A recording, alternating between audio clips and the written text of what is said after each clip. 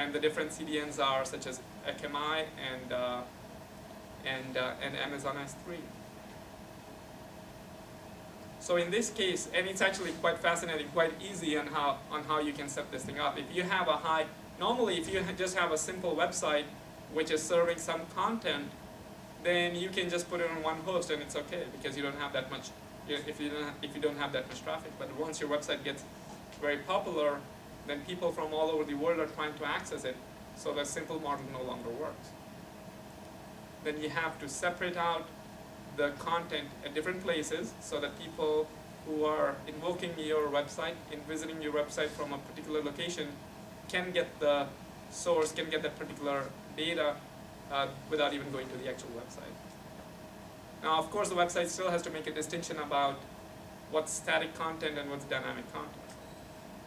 But once that content is located, then this content can be served from wherever that content is. CDNs do very, very well. Akamai was one of the original ones, maybe not the first one, but did that very well. Normally, if you, I'm sure that even if you never, just as a pure consumer, you've heard this name yourself just by visiting some of these websites. So you might be trying to download the latest copy of Firefox or the latest copy of some other software, and you might have downloaded it from this particular server.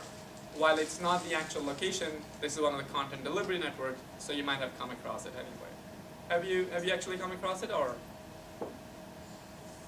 does the name sound familiar at all? I never knew actually until this weekend what the word meant. I had come across it many times, and just this weekend while I was reading about it, I read there's actually a Hawaiian word, and I forgot what it stands for. Maybe it's not hello, it's something similar, maybe thank you or something like that.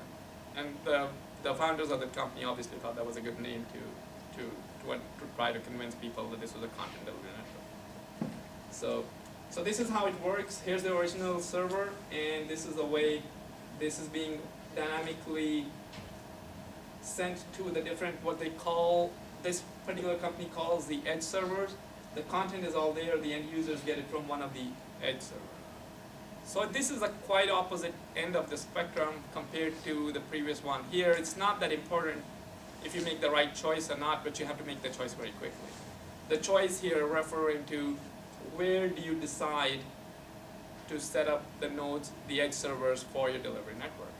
And this is all supposed to happen dynamically and automatically. So if you have a high profile website such as Facebook, you don't make this choice. The Akamai or whichever is your CDN makes that choice. You simply say, okay, here's my origin server, and this is the content that I would like to separate out. For usually it's the images because they take more bandwidth.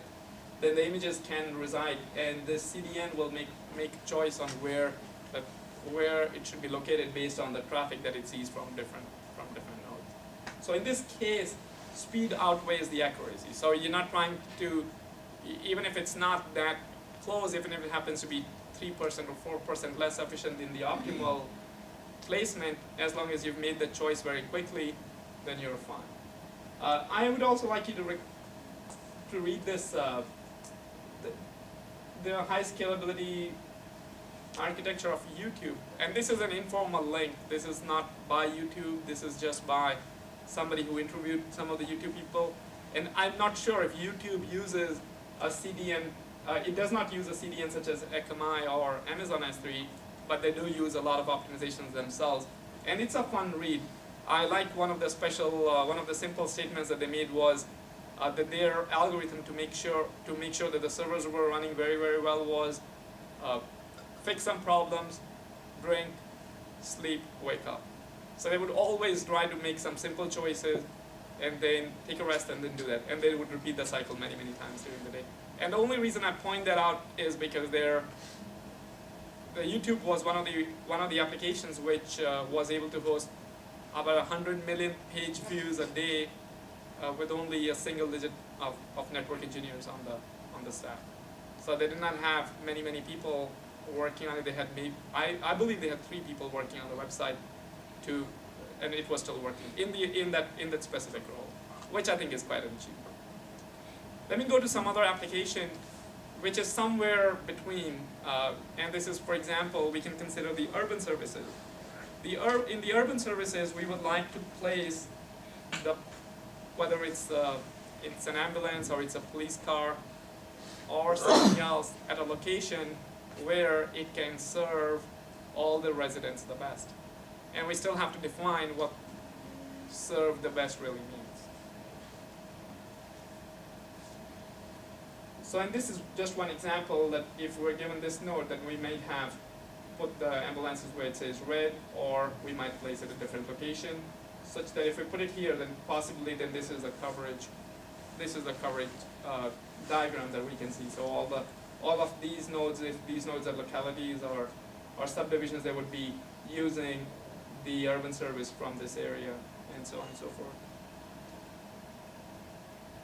And there are quite a few more examples as well. For example, whenever we try to do whenever a cell phone company tries to put the next radio tower, it has to make a choice where it should put that.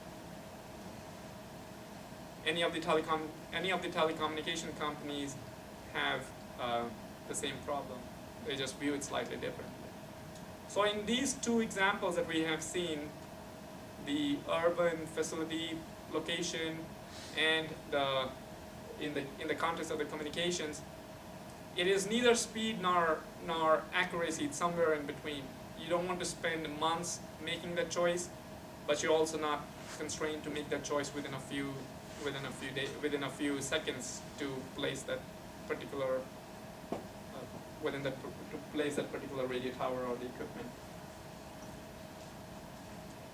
This is